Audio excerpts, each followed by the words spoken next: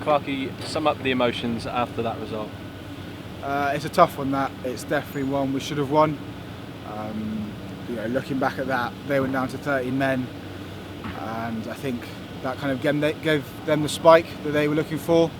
And credit to them, they were down 2 men and they came out swinging, and they landed their shots. And I think that's what we can look at, like whether or not we should have changed something, we should tighten up the game. Like we can say lots of little things, but we didn't front up enough. And it's ours. It was ours for the taking.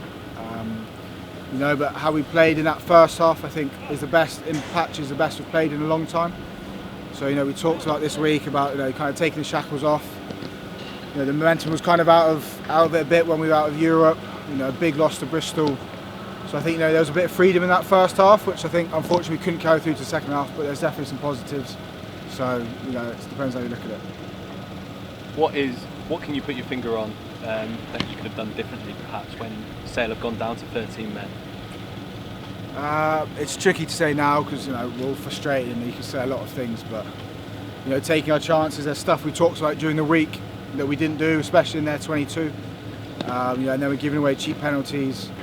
We're back in our half, giving away a few more penalties.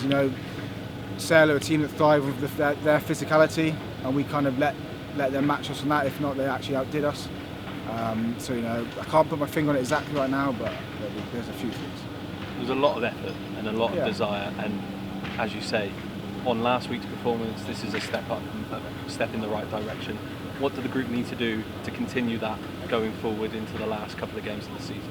Yeah, it's a step forward, and hopefully watching there are parts there which can excite the fans. I know they'll be frustrated at the moment because it's kind of the story of our season, with like purple patches in the game and not finishing it off. And I think our kind of answer there is we're showing some class in patches, but it's not throughout the game. We have peaks and troughs, so we need to, as soon as we're up on points, we need to just keep our foot on the throat for the opposition and keep going. I think that's where we've struggled this year.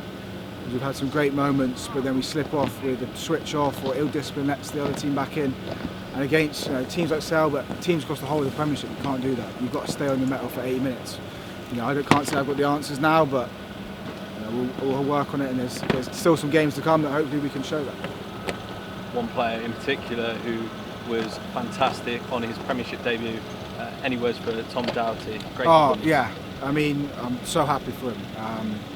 Everyone loves him. He's a favourite amongst the boys in the changing room, and I think he's been working hard all year.